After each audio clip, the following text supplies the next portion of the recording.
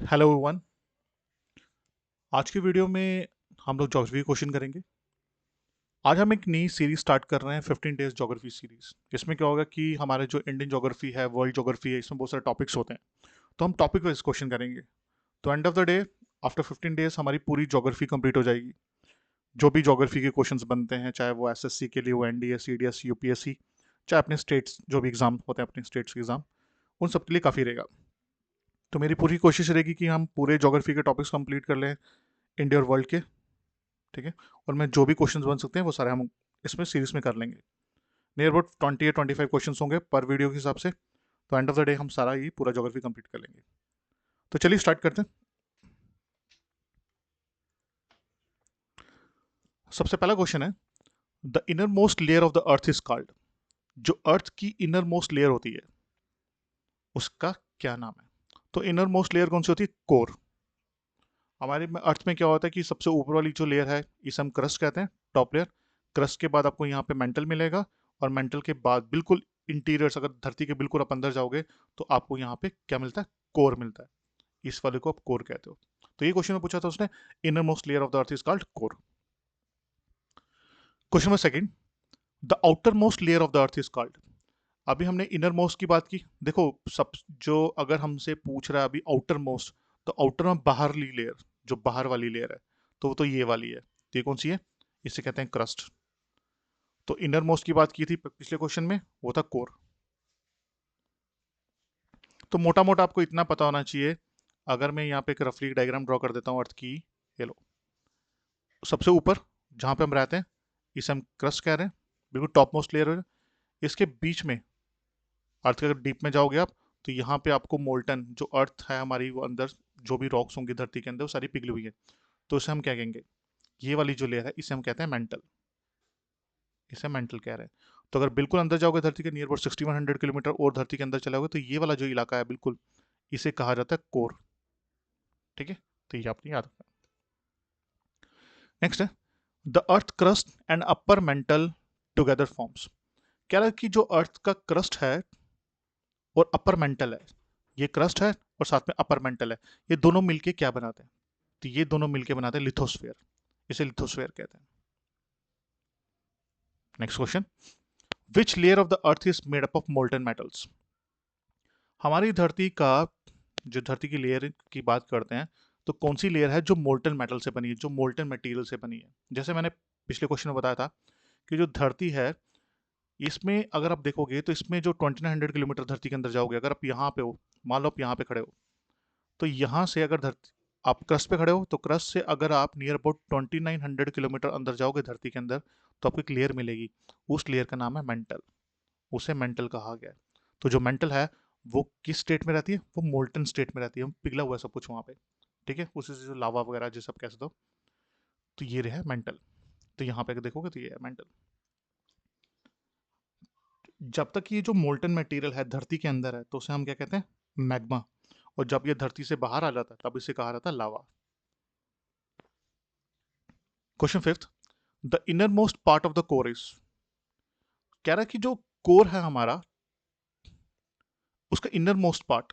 देखो, जो कोर है, जो कोर हमारी जो लेयर है धरती के अंदर है, इनसाइड जाओगे तो वो उसमें दो पार्ट्स होंगे, एक होगा आउटर कोर और एक है इनर कोर। जो आउटर कोर है हमारा वो मोल्टन स्टेट में होता है, और जो इनर कोर है वो सॉलिड स्टेट में होगा। तो इसका आंसर क्या रहेगा? सॉलिड। अब क्वेश्चन नंबर सिक्स, कह रहा है the boundary between crust and mental is called. देखो, ये जो जैसे इंडिया और पाकिस्तान की अगर हम बात करते हैं, इंडिया और पाकिस्तान की बात करते हैं, तो इंडिया और पाकिस्तान के बीच में बॉर्डर है। उस बॉर्डर को हम क्या कहते हैं? उस बॉर्डर के नाम है, जैसे कि इंडिया और पाकिस्तान के बीच में बॉर्डर का नाम हम कह सकते हैं रेड क्लिफ लाइन है, एलओसी भी है। इंडिया और चाइना के बीच में जो बॉर्डर है उसे मैकमोहन लाइन कहते हैं। तो बॉर्डर्स के बीच में नाम है। उसी तरीके से धरती के अंदर जो लेयर्स हैं, एक लेयर और दूसरी लेयर के बीच में भी एक बाउंड्री लाइन बनती है। इन्हें कहा जाता है डिसकॉन्टिन्यूटीज। इन्हें क्या कहा जाता है? डिसकॉन्टिन्यूटी कहा जाता है। उसी तरह से हमसे क्वेश्चन पूछ रहा है, कह रहा है क्रस्ट और मेंटल, जो क्रस्ट और मेंटल है उनकी जो बाउंड्री है, उनकी जो डिसकॉन्टिन्यूटी, उसे क्या कहा जाता है? क्रस्ट और मेंटल। तो यहां देखते हैं हम, अब क्रस्ट कहाँ पे? ये क्रस्ट है आपके पास, और मेंटल ये है। तो इनके बीच में ये देखो बाउंड्री लाइन बन रही है, बाउंड्री है। तो इस बाउंड्री को कहा गया मोहरविक डिसकंटिन्यूटी। इनमें बहुत सारे क्वेश्चन आते हैं इन डिसकंटिन्यूटीज पे, इन पे बाउंड्रीज पे। तो राइट आंसर क्या रहेगा? Mohorovicic discontinuity is the right answer. चलो बाकी डिसकंटिन्यूटीज भी देख लेते हैं, बाकी बाउंड्रीज जो है और भी देख लेते हैं। क्रस्ट और मेंटल के बीच में पूछेगा तो मोहरविक डिसकंटिन्यूटी रहेगी। अगर मेंटल और कोर के बीच में पूछता है, अगर मेंटल और कोर के बीच में पूछता है कि भाई इनके बीच में जो बॉर्डर, उसे क्या कहते हैं? उसे कहते हैं गुटनबर्ग डिसकंटिन्यूटी। ये बीच में किसके बीच में? मेंटल और कोर के बीच में। अब ये जो ऊपर है क्रस्ट, अब क्रस्ट ये ऊपर वाला देखोगे तो आउटर क्रस्ट है, एक लोअर क्रस्ट है। तो क्रस्ट के बीच में बाउंड्री बनती है, उसे कॉनराड डिसकंटिन्यूटी कहते हैं। अगर अपर क्रस्ट और लोअर क्रस्ट के बीच में पूछेगा तो उसे कॉनराड डिसकंटिन्यूटी कहा गया।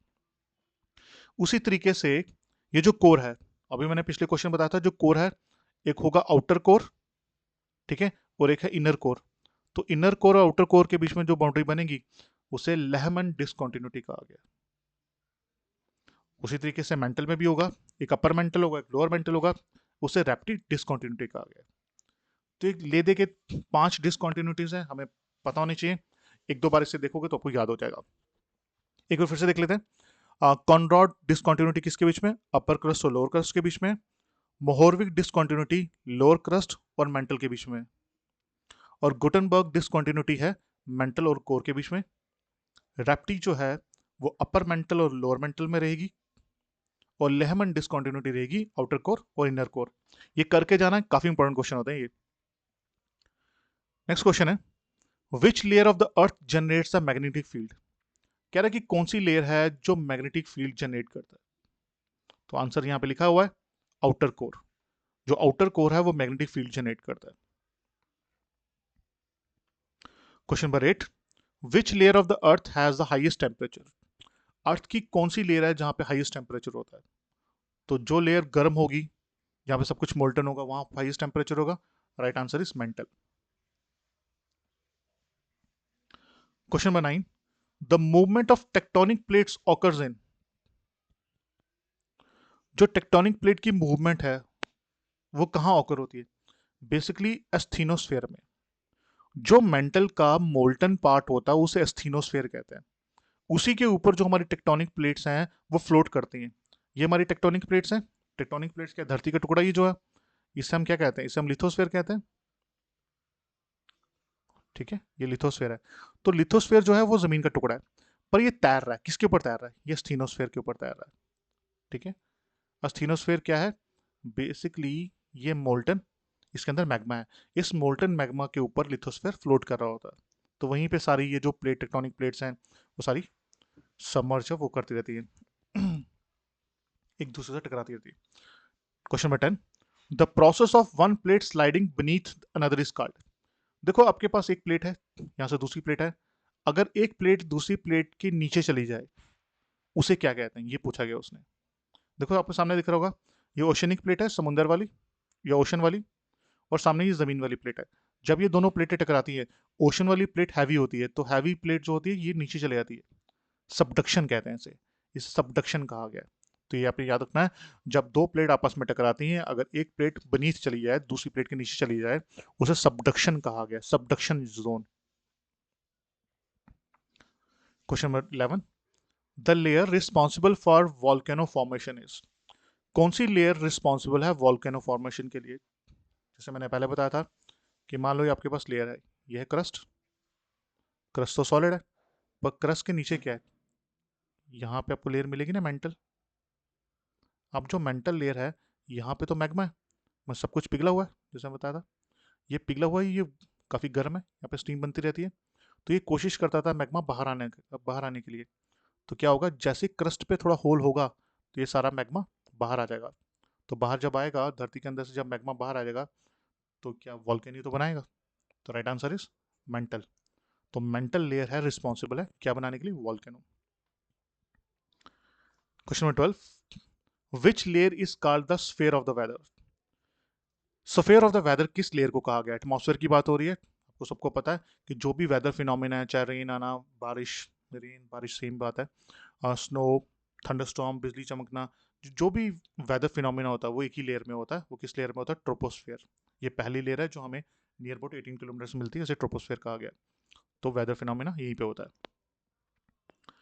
Question number 13, the ozone layer is found in, ozone layer हमें किस लेयर में मिलता है? देखो पहली लेयर ट्रोपोस्फेयर एटमॉस्फेयर में, दूसरी लेयर स्ट्रेटोस्फेयर होती है, और स्ट्रेटोस्फेयर में ही हमें 15 से 30 किलोमीटर के अंदर अंदर क्या मिलती है? Ozone layer. तो राइट आंसर रहेगा स्ट्रेटोस्फेयर। ठीक है, पहली लेयर ट्रोपोस्फेयर होती है, ट्रोपोस्फेयर आपको रफली 18 किलोमीटर तक मिलेगी। फिर स्ट्रेटोस्फेयर जो 50 किलोमीटर तक मिलती है। स्ट्रेटोस्फेयर में ही आपको ओजोन लेयर मिलती है। ओजोन लेयर क्या करती है? ओजोन हमें हार्मफुल यूवी रेडिएशन से बचाती है, जो सन की यूवी रेज होती है उन्हें वो ट्रैप कर लेती है, ओजोन लेयर। चलिए, question 14, the coldest layer of the atmosphere is, atmosphere की सबसे कोल्डेस्ट लेयर कौन सी है? वो है मीजोस्फेयर। ये जो तीसरी लेयर आपको दिख रही है मीजोस्फेयर, ये ये मीजोस्फेयर है, ये कोल्डेस्ट लेयर है। यहाँ पे टेम्परेचर -100 डिग्री होता है, 100 डिग्री सेल्सियस। तो इसे coldest layer of the atmosphere कहा गया।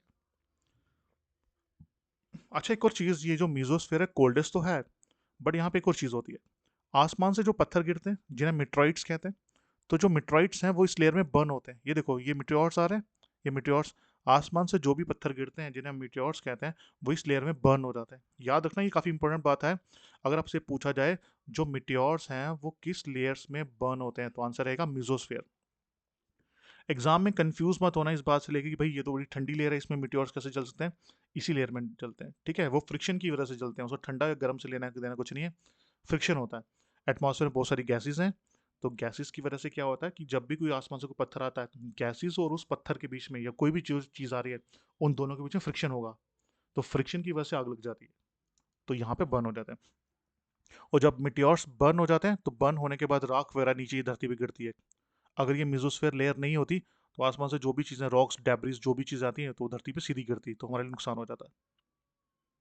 और साथ में जो भी हम आसमान में देखते हैं ना कि भाई, नॉर्मली हम इंडिया में क्या बोलते हैं कि भाई वो तारा गिर गया, तारा गिर गया। भाई तारे नहीं गिरते, वो स्टार्स नहीं गिरते, ठीक है? हम बोलते हैं तारा गिर गया, स्टार कुछ नहीं होता, वो बेसिकली मिट्योर्स होता है। वो मिट्योर होता है जो जल के आ रहा होता है। तो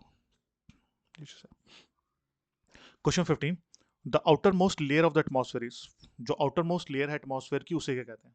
आउटर मोस्ट जो बिल्कुल बाहर वाली है, तो वो रहेगी थर्मोस्फेयर। ठीक है, उसे आउट, सॉरी थर्मोस्फेयर नहीं, उस एक्सोस्फेयर कहा गया है, गलत कर दिया मैंने। Exosphere is the right answer. जो लास्ट लेयर थी एक्सोस्फेयर का, यहाँ पे देख लेते हैं डायग्राम में। सबसे पहले ट्रोपोस्फेयर रहेगी, दूसरी स्ट्रेटोस्फेयर है, तीसरी मीजोस्फेयर, चौथी थर्मोस्फेयर और लास्ट एक्सोस्फेयर। एक्सोस्फेयर लास्ट है। एक्सोस्फेयर के बाद क्या होता है? स्पेस स्टार्ट हो जाएगी, आपकी जो स्पेस है वो स्टार्ट हो जाएगी। मतलब कोई गैसेस नहीं होगी, कोई ऑक्सीजन वगैरह कुछ नहीं होगा, सब खत्म हो जाएगा यहाँ पे। ठीक है, ये which layer is called the sphere of the weather, ये फिर से रिपीट हो गया क्वेश्चन, आंसर ट्रोपोस्फेयर था। Question 16, the ionosphere is a part of which atmospheric layer, कह रहा है जो आइनोस्फेयर है वो किस लेयर का पार्ट है? आइनोस्फेयर बेसिकली वो लेयर होती है जहाँ पे पॉजिटिव और नेगेटिव आइंस मिलेंगे आपको। ये लेयर रेडियो कम्युनिकेशन के लिए काफ़ी अच्छी होती है, यहाँ इस लेयर की वजह से रेडियो कम्युनिकेशन जो हमारा पॉसिबल हो पाता है। तो ये है थर्मोस्फेयर का पार्ट होता है। ठीक है, आपका मान लो यहाँ पे रेडियो स्टेशन है, कोई रेडियो स्टेशन है, तो रेडियो स्टेशन से जो सिग्नल जाएगा ऊपर, वो इस ये जो हमारी जो इलेक्ट्रिक यहाँ पे पॉजिटिव और नेगेटिव जो आइंस हैं उनकी वजह से जो लेयर बनी हुई है, हमारे जो रेडियो सिग्नल्स होते हैं यहाँ से टकरा के वापस आ जाते हैं आपके रिसीवर पे। तो रेडियो कम्युनिकेशन पॉसिबल करता है ये आइनोस्फेयर, ये थर्मोस्फेयर का ही पार्ट है। Question 17, which layer helps in radio communication, जैसे मैंने बताया अभी रेडियो कम्युनिकेशन पॉसिबल कौन कराता है? आइनोस्फेयर।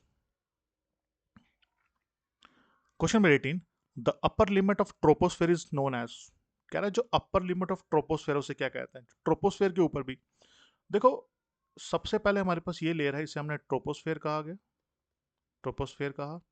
इसके ऊपर एक लेयर है, उसे हमने स्ट्रेटोस्फेयर कहा।